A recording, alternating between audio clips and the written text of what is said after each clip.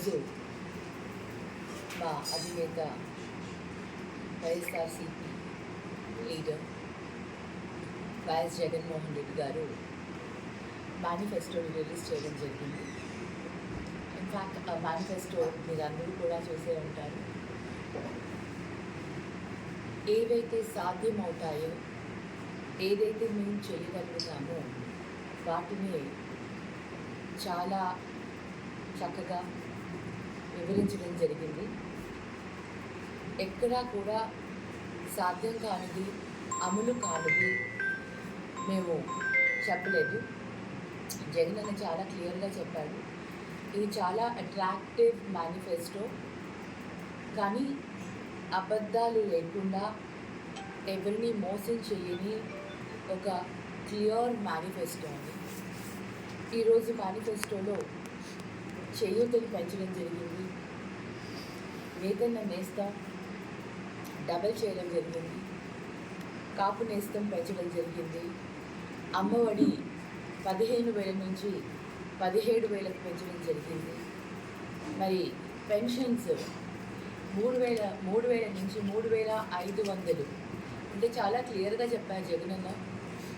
5,000 కూడా సరే, ఆ 500 కూడా విడతల వారీగా 2 సార్లు 2028లో ఒకసారి, 29లో ఇంకొకసారి. ఈ విధంగా ఎప్పుడు పెంచుతాం, ఎలా పెంచుతాం కూడా ఖచ్చితంగా డేట్స్, అంటే మంత్స్తో సహా, ఇయర్తో సహా చెప్పడం జరిగింది. ఈ విధంగా ఇప్పుడు దాకా గత 5 ఏళ్లలో ఆయన ఇచ్చిన ఏదైతే హామీలు ఉన్నాయో ఆ హామీలన్నీ కూడా 99% మేము హామీలన్నీ కూడా నెరవేర్చడం జరిగింది. ఇప్పుడు కూడా ఏదైతే మేము అమలు పరచడానికి సాధ్యమయ్యే ఉన్నాయో వాటినే పెంచడం జరిగింది. వైఎస్ఆర్ ఈబీసీ నేస్తము, తర్వాత వైఎస్ఆర్ కళ్యాణమస్తు అండ్ షాదీ తోఫా మటుకు యాజ్ ఇట్ ఈస్ కంటిన్యూ చేస్తామని చెప్పడం జరిగింది. ఇలా 0 వడ్డీ ఆసరా, ఇది కూడా కొంచెం 3 లక్షలకి చేయడం జరిగింది. పట్టణాలలో గృహ నిర్మాణాలు ఇంకా ఏవైతే పెండింగ్ ఉన్నాయో వాటన్నిటినీ కూడా, అంటే ఏవైతే ఇంకా అందజేయాల్సినవి ఉన్నాయో ఇళ్ల పట్టాల పంపిణీని కంటిన్యూ చేస్తారన్నారు. నిర్మాణంలో ఇళ్ళని కట్టేందుకు కూడా అది కూడా కంటిన్యూ చేస్తా అన్నారు. అలాగే ఇంకా మత్స్యకారులకు కానివ్వండి, ఆటోలు, ట్యాక్సీలు, వీటన్నిటికీ కూడా ఆయన పెంచడం జరిగింది. ఈ విధంగా ప్రామిస్ చేయడం జరిగింది. ఇంకొకటి, ఏవైతే మేము జలయజ్ఞం కానివ్వండి, ఇంకా పోలవరం ప్రాజెక్ట్ కానివ్వండి, తర్వాత పోలవరం ప్రాజెక్ట్ ఈసారి కంప్లీట్ చేయడం జరుగుతుంది. అంతేకాకుండా ఏదైతే జలయజ్ఞం కింద ప్రాజెక్ట్స్ అన్నీ కూడా కంప్లీట్ చేసి స్కిల్ డెవలప్మెంట్ కింద ఉద్యోగ అవకాశాలు కానివ్వండి, పరిశ్రమలు కానివ్వండి, వీటన్నిటినీ కూడా మౌలిక సదుపాయాలు కానివ్వండి, రోడ్స్ రిపేర్స్, డ్రైన్స్, వీటన్నిటినీ కూడా కంప్లీట్ చేయడము, వీటన్నిటినీ కూడా మేము తీసుకుని ప్రాజెక్ట్స్ ఇవన్నీ కూడా కంప్లీట్ చేయడం, ఇవన్నీ కూడా చెప్పడం జరిగింది. రాజధాని విషయంలో ఇప్పటికీ కూడా అదే విధంగా కట్టుబడి ఉన్నాము. మళ్ళీ విశాఖను ఎగ్జిక్యూటివ్ క్యాపిటల్గా, అమరావతిని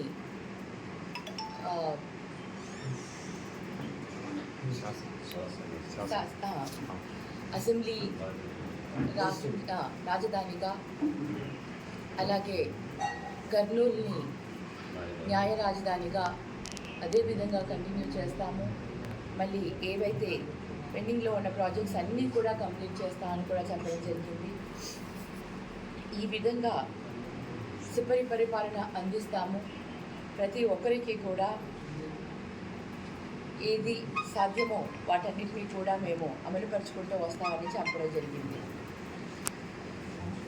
అందరికీ కూడా అదే ఇల్లు కట్టించడం కానీ, పెన్షన్స్ కానివ్వండి, వీటన్నిటిని కానివ్వండి, 9 ఏవైతే నవరత్నాలు ఉన్నాయో వాటన్నిటిని మళ్ళీ కొంచెం పెంచుతూ, వాటిని కొంచెం సవరిస్తూ, మరి ఆరోగ్యశ్రీలో కూడా విస్తరణ చేస్తూ, అంటే ఇంకా ఎక్కువగా వాటిని యాడ్ చేస్తూ దాంట్లోకి ఏవైతే ఉన్నాయో వాటన్నిటిని కూడా కలుపుకుంటూ వెళ్ళడం జరుగుతుందని చెప్పడం జరిగింది. సో ఈ విధంగా మేనిఫెస్టోని ఒక ఆలోచించి చేయగలిగేవన్నీ కూడా చేస్తామని ఇవాళ ప్రజల్లోకి తీసుకుని రావడం.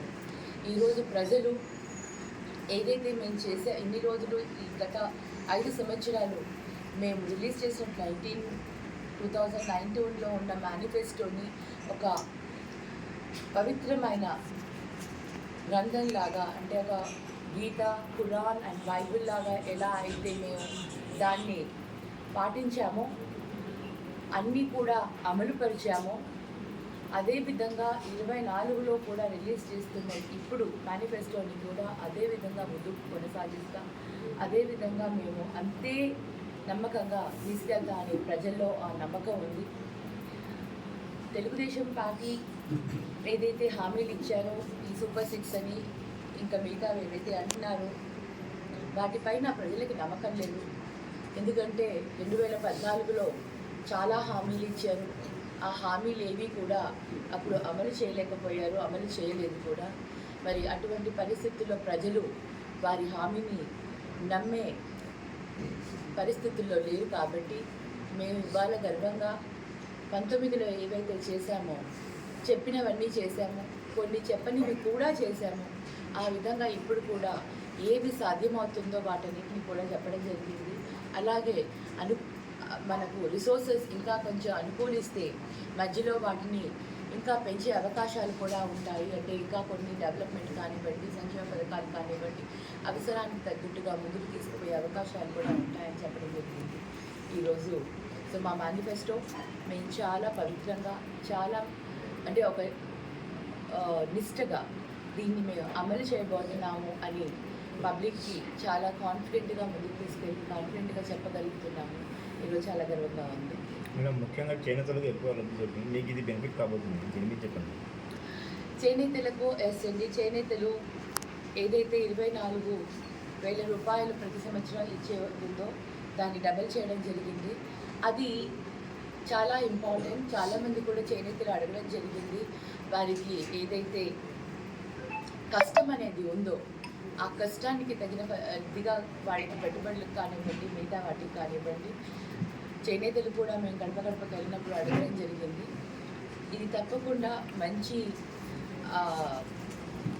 మంచి లబ్ధి ఇది చేనేతలకు. తప్పకుండా చేనేతలందరూ కూడా చాలా సంతోషిస్తారు. 24,000 నుంచి 48,000కి చేశారు అంటే ఇది నిజంగా హర్షించదగిన విషయం. ఇన్ఫ్యాక్ట్ మా చేనేతలందరూ కూడా నిజం చెప్పాలంటే నేను గడప గడపకి వెళ్ళినప్పుడు 36,000 చేయాలమ్మా, చేస్తే బాగుంటుంది అని అడగడం జరిగింది. కానీ ఈరోజు జగనన్న అది 48,000కి చేసినందుకు మాకు చాలా ఆనందంగా ఉంది. చేనేతలందరూ కూడా అంటే ఇలా స్కిల్డ్ బేస్ చేసుకున్న ఏవైతే ఉన్నాయో వాటికి నిజంగా ఆదరించాలి. కళ అనేది చేనేత నేత ఏదైతే నేత వేస్తాడో అది